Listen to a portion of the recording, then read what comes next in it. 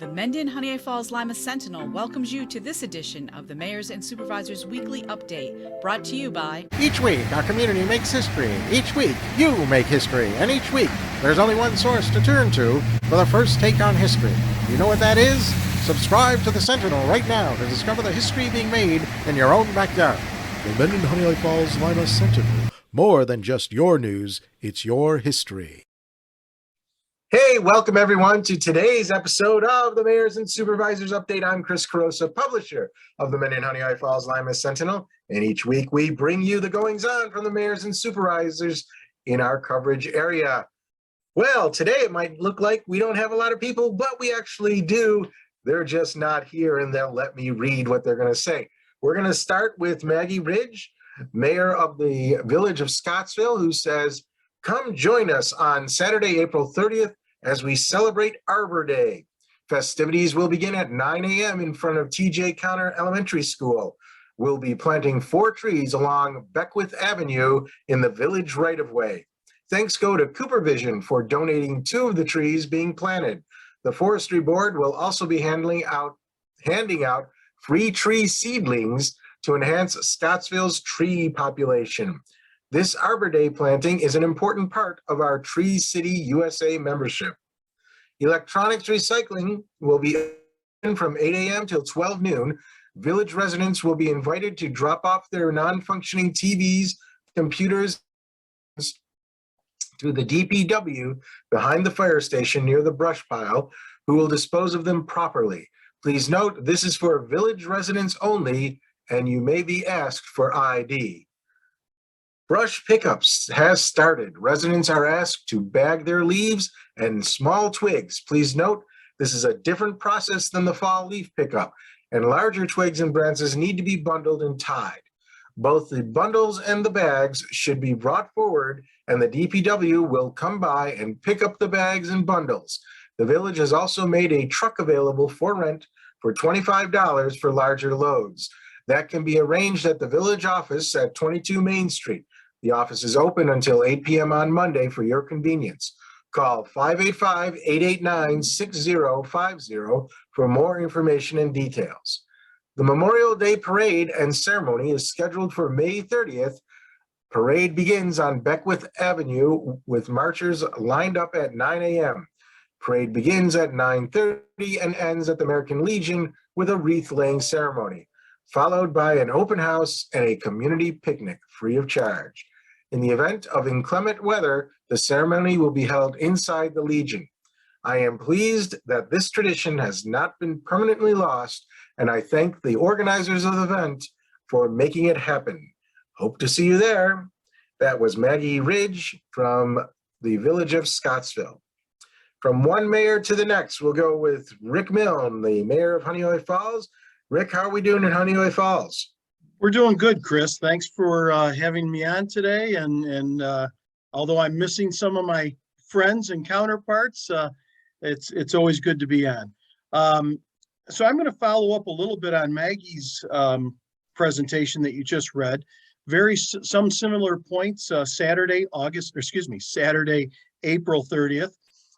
We will have our Arbor Day presentation, and Conservation Board for Honeoye Falls is putting together our Arbor Day gathering, which will be at Harry Allen Park. We'll have an official tree planting at Harry Allen Park at around 1 p.m. But that event is going to be going on most of the morning. I think they normally start around 9 or 10.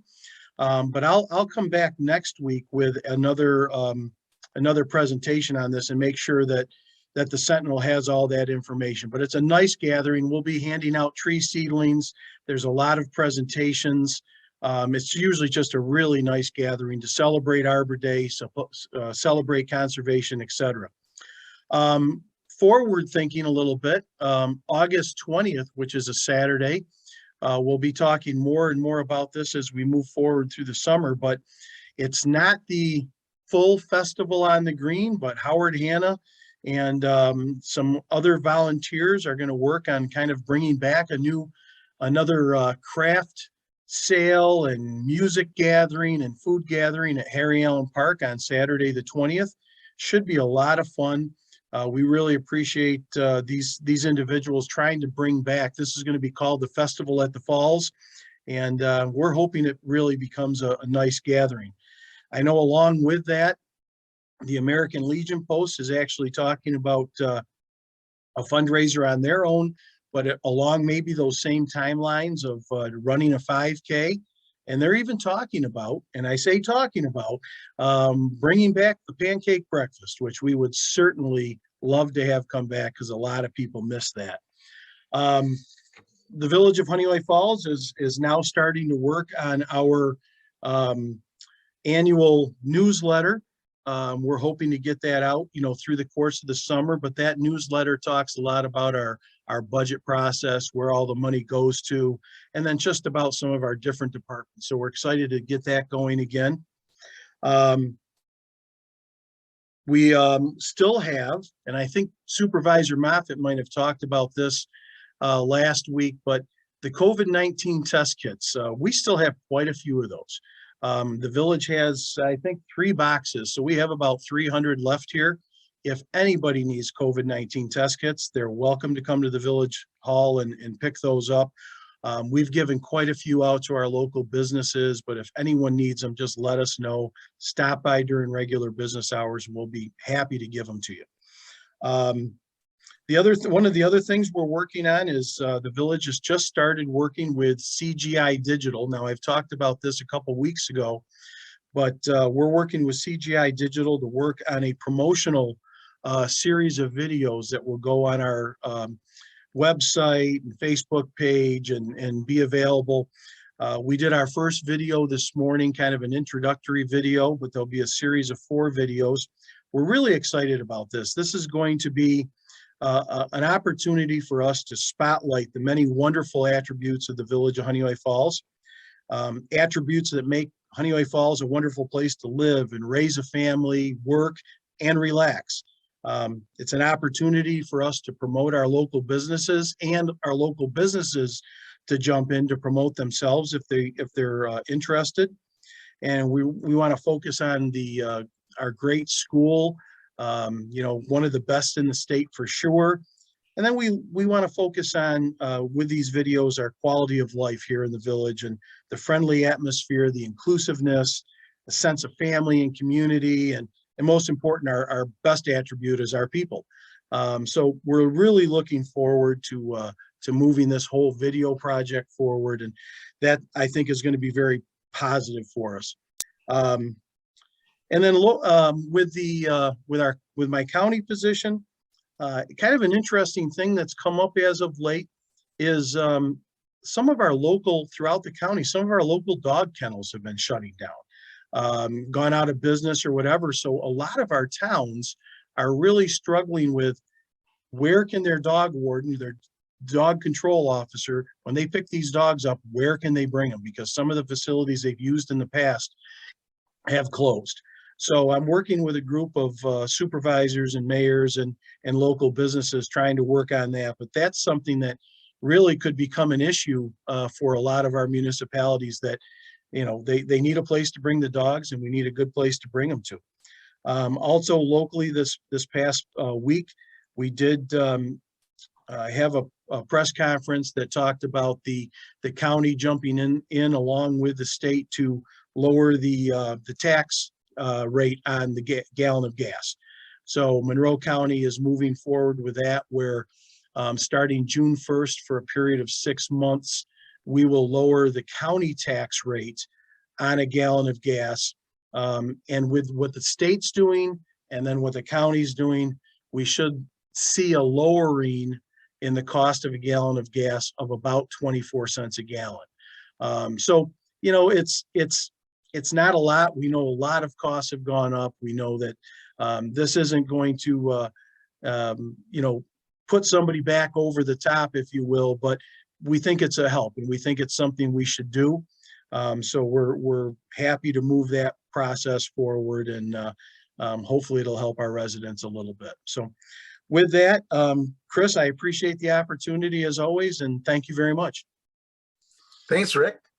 Now we'll move over to John Moffitt, who has also sent in his report for this week on the town of Mendon.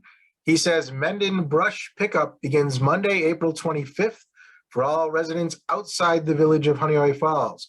The Mendon Highway Department starts on the east side of town and moves west. It usually takes 2 to 3 weeks to complete. Call the Mendon Highway Department at 624-6068 if you have questions. The Mendon Town Board accepted a bid for the military memorial from CP Ward. Construction will begin this summer. The spray park is being put out to bid again due to one portion not receiving any bids. More information to follow. The town board and the code enforcement officer recently declared the building at 3316 Rush Mendon Road unsafe.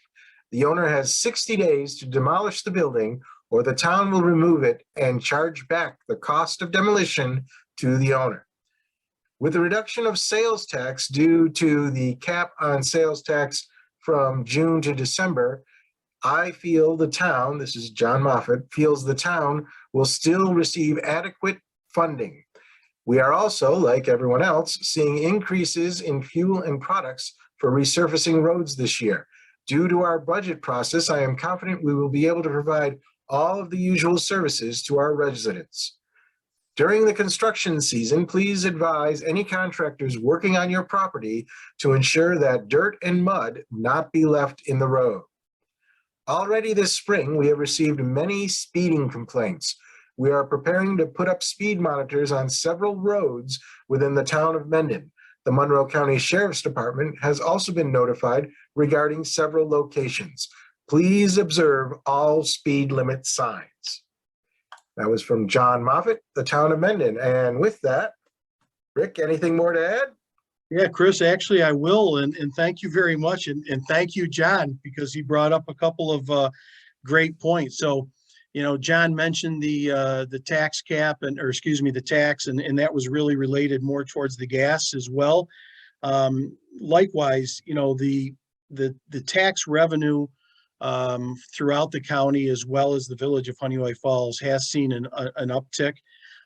Yes, we don't know what that dollar amount for Honeoye Falls or Mendon directly is going to be as far as a lowering of those tax revenues, but we have seen enough of an increase where I think I would agree with Supervisor Moffett that we're going to be in fine position.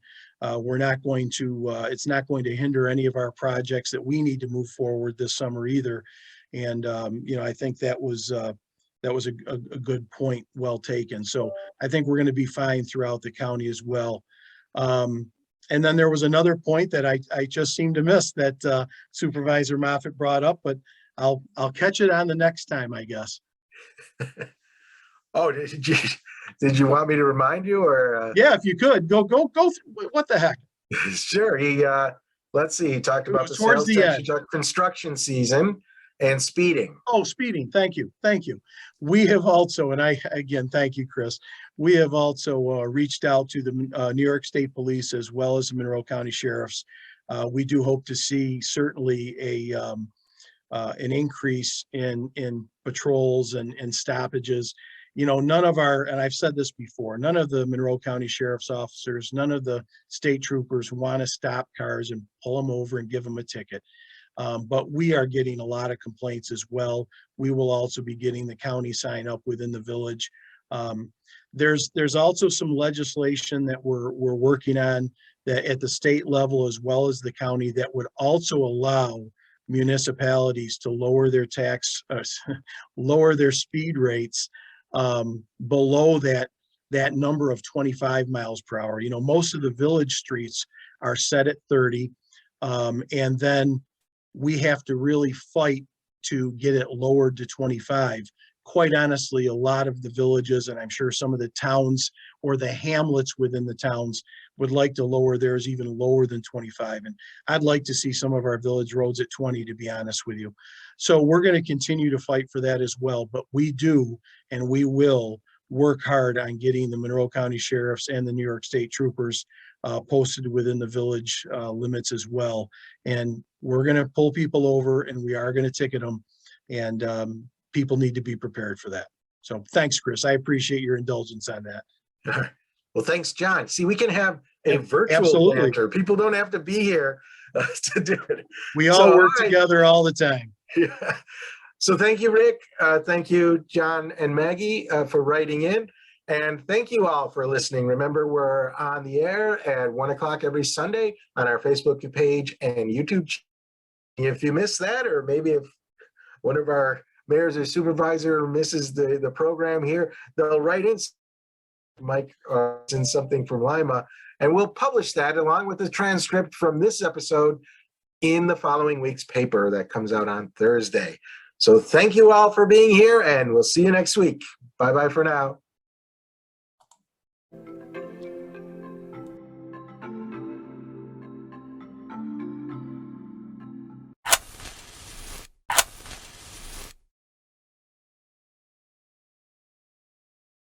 Imagine yourself communicating with a difference. Pan-Dimensional Solutions helps you do this. Whether live spectator events, taped broadcasts, or real-time audience-engaging programs, you can benefit immediately from the tools Pan-Dimensional Solutions will share with you. Do you want to make a difference? Contact us at pandimensional.com.